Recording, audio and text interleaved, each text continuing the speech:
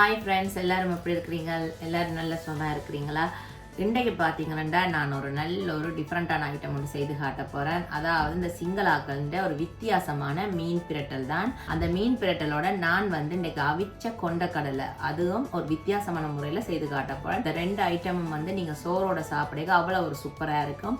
இப்போ இந்த மீன் பிரட்டலும் இந்த அவிச்ச கொண்டக்கடலையும் எப்படி செய்யறேன்னு சொல்லி இப்போ அதுக்கு என்னென்ன தேவைன்னு சொல்லி வாங்க இப்போ நான் காட்டுறேன். நான் இந்த சிங்களாக்கள்ட இந்த வித்தியாசமான மீன் பிரட்டல் செய்யறதுக்கு எடுத்திருக்கிற மீன் இந்த டியூனா, அதாவது சூறை மீன் என்று சொல்லுவேன். அது நான் 1 கிலோ மீன் எடுத்து நல்ல வடிவா துண்டு துண்டா வெட்டி கழுவி எடுத்து வச்சிருக்கிறேன். அடுத்ததா பாத்தீங்கன்னு சொன்னா இந்த மீன் பிரட்டலுக்கும் இந்த கடலைக்கும் தேவையான அளவு நான் இதுல எடுத்து வச்சிருக்கேன். அதாவது 2 பெரிய வெங்காயத்துக்கு நான் நல்ல நீட்டா வெட்டி வச்சிருக்கிறேன்.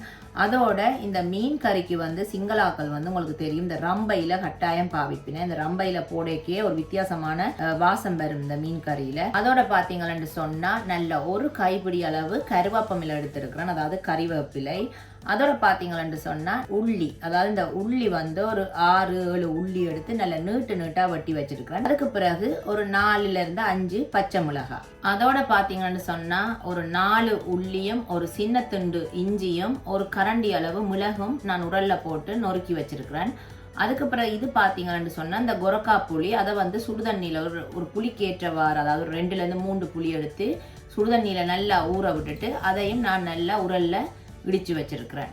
அது பிறகு இந்த கொண்டக்கடலைக்கு நான் கொண்டக்கடலைய ஒரு நாள் முதல்ல ஊற வச்சுட்டு நான் நல்லா அவிச்சு எடுத்து வச்சிருக்கிறேன்.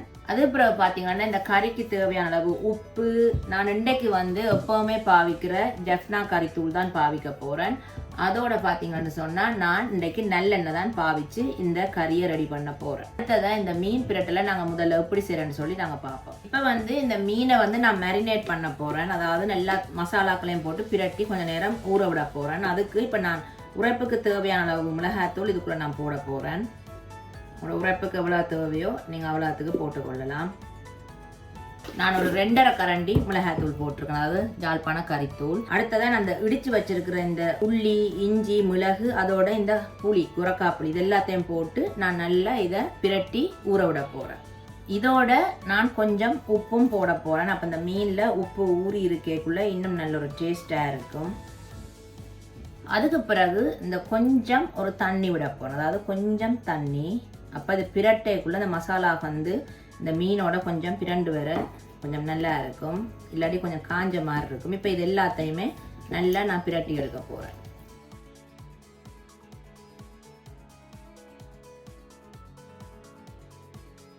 நான் சொன்ன மாதிரி இந்த இடிச்சு வச்சிருக்கிற உள்ளி, இஞ்சி, மிளகு, இந்த கொரக்கா புளி, மிளகாத்தூள், உப்பு இதெல்லாம் போட்டு இந்த மீனை நான் நல்லா பிரட்டி எடுத்துட்டேன். இப்போ இது கொஞ்சம் நேரம் இப்படியே ஊறட்டுக்கும். இந்த ஊறுற டைமில் நாங்கள் அடுத்ததாக ஒரு சட்டியில் நாங்கள் இந்த மீனுக்கு தேவையான அளவு வெங்காயம், இந்த உள்ளி, கருவேப்பமில, ரம்பையில், மிளகாய் எல்லாம் போட்டு தாளிக்க தொடங்க போகிறேன். அந்த தாளிக்கிற டைமில் இந்த மீன் ஊறி வர சரியாக இருக்கும். இந்த மீன் கறி செய்கிறதுக்கு நல்ல மண் சட்டி தான் எடுத்துருக்குறேன். இப்போ நான் சட்டியை அடுப்பில் வச்சு அடுப்பை ஒன் பண்ணி நல்லா சட்டியை சூடேற விட போகிறேன். சட்டி நல்லா சூடேறிட்டு இப்போ நான் இந்த தாளிக்கிறதுக்கு எவ்வளவு எண்ணெய் தேவையோ அதுக்கேற்ற மாதிரி நான் இன்றைக்கு எண்ணெய் விட போகிறேன். அதாவது நான் இன்றைக்கு நல்லெண்ணெய் தான் இந்த மீன் கறிக்கு பாவிக்கிறேன். நீங்கள் விருப்பமண்டா தேங்காய் எண்ணெயிலேயும் இந்த மீன் கறி செய்து பார்க்கலாம். தேங்காய் எண்ணெயில செய்தீங்கன்னா இன்னும் நல்ல டேஸ்டாக இருக்கும். இப்போ எண்ணெய் நல்லா சூடேறிட்டு நான் இப்போ இதுக்கு கொஞ்சம் கடுகு, அடுத்ததாக கொஞ்சம் பெருஞ்சீரகம், அதோட கொஞ்சம் வெந்தயம். மீன் கறிக்கு கட்டாயம் வெந்தயம் போடணும். இப்போ கடுகு நல்லா வெடிச்சிட்டுது. இப்போ அடுத்ததா நான் எடுத்து வச்சிருக்கிற இந்த வெங்காயத்தை போட போறேன்.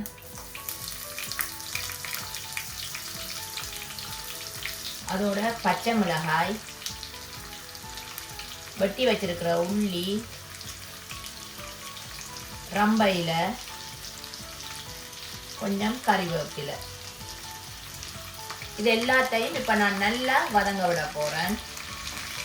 இப்போ இது நல்லா வதங்கி வரட்டும். அதுக்கு பிறகு நான் இந்த மசாலா போட்டு பிரட்டி வச்சிருக்கிற மீனை இதுக்குள்ளே போட்டு இப்படி இந்த கறி ரெடி பண்ணுறேன்னு சொல்லி நான் உங்களுக்கு காட்டுறேன். இப்போ இந்த வெங்காயம் நல்லா வதங்கட்டும். இந்த வெங்காயம் நல்லா வதங்கிட்டுது. இப்போ நான் இதுக்குள்ளே இந்த பிரட்டி வச்சிருக்கிற மீனை போட்டு நல்லா அவிய விட போகிறேன்.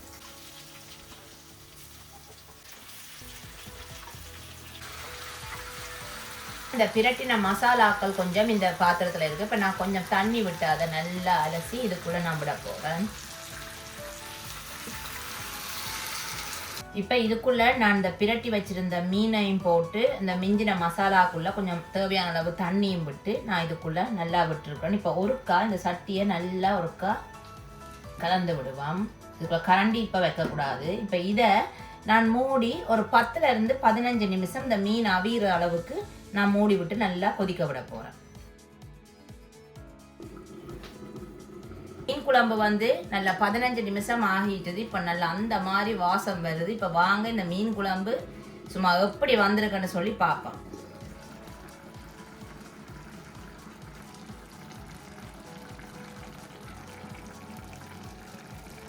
பாருங்க ஃப்ரெண்ட்ஸ், மீன் குழம்பு சும்மா அந்த மாதிரி சூப்பராக வந்திருக்கு. பாருங்க அந்த சைட் எல்லாம் நல்லா எண்ணெய் பேர்ந்து சூப்பராக அவிஞ்சிருக்கு. மீனும் இப்போ நல்லா அவிஞ்சிட்டு அவ்வளோதான் ஃப்ரெண்ட். மீன் கறி அந்த மாதிரி சூப்பராக ரெடி ஆகிட்டு இப்போ அடுத்ததான் இந்த கொண்டக்கடலையை எப்படி செய்யறேன்னு சொல்லி பார்ப்போம். இப்போ அதுக்கு என்னென்ன தேவைன்னு சொல்லி நான் உங்களுக்கு காட்டுறேன்னு வாங்க.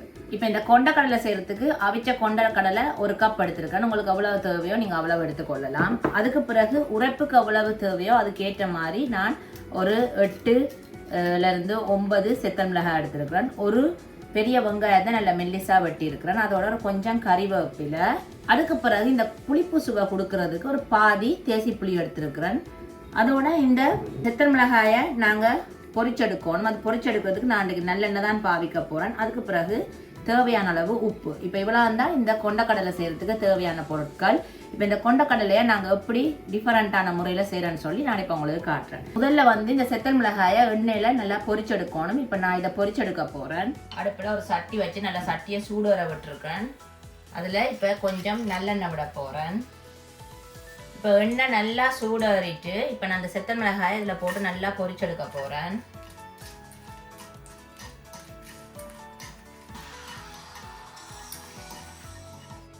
இப்போ பார்த்தீங்கன்னா நான் அந்த செத்தல் மிளகாயை நல்லா பொரிச்சு எடுத்துட்டேன். இப்போ இதுக்குள்ளே நான் அந்த கடலைக்கு தேவையான அளவு உப்பு நான் இந்த மிளகாய்க்குள்ளேயே போட போகிறேன். இப்போ இந்த பொரிச்ச செத்தல் மிளகாயும் இந்த உப்பையும் நல்லா நான் என்ன செய்யப்போன்னு சொன்னால் நல்லா மசிச்சு நல்லா தூளாக்க போகிறேன்.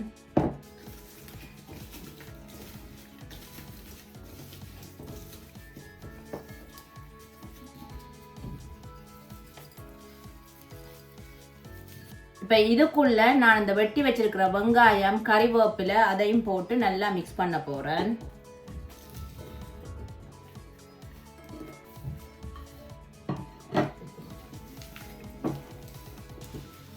இப்போ வெங்காயம் கறிவேப்பிலை அதையும் போட்டு நான் நல்லா கலந்துட்டேன். இப்போ இதுக்குள்ள நான் ஒரு கொஞ்சம் நல்லெண்ணெய் விட போறேன். அதோட இந்த எடுத்து வச்சிருக்கிற இந்த தேசிக்காயும் இதுக்குள்ள புளிஞ்சு விட போறேன்.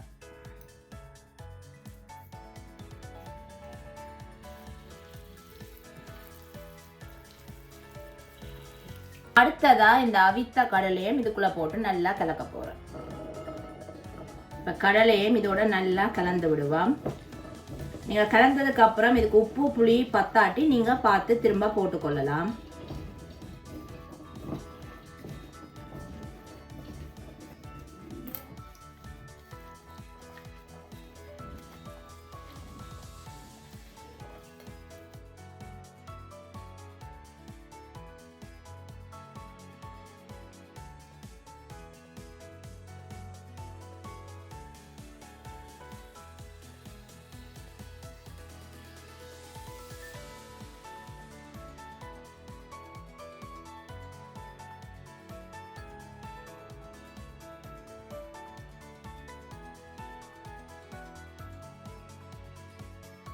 வேறு என்ன ஃப்ரெண்ட்ஸ், இன்றைக்கு நான் உங்களுக்கு செய்து காட்டின இந்த சிங்களாக்கள் இந்த வித்தியாச முறையில் மீன் கறியும் அதே மாதிரி இந்த அவிச்ச கொண்ட கடலையும் நான் வித்தியாச முறையில் செய்து காட்டியிருக்கேன். இந்த ரெண்டும் உங்களுக்கு பிடிச்சிருந்தா நீங்களும் வீட்டை செய்து பார்த்துட்டு எப்படி வந்தேன்னு சொல்லி எனக்கு கட்டாயம் கமெண்ட்டில் சொல்லுங்கள்.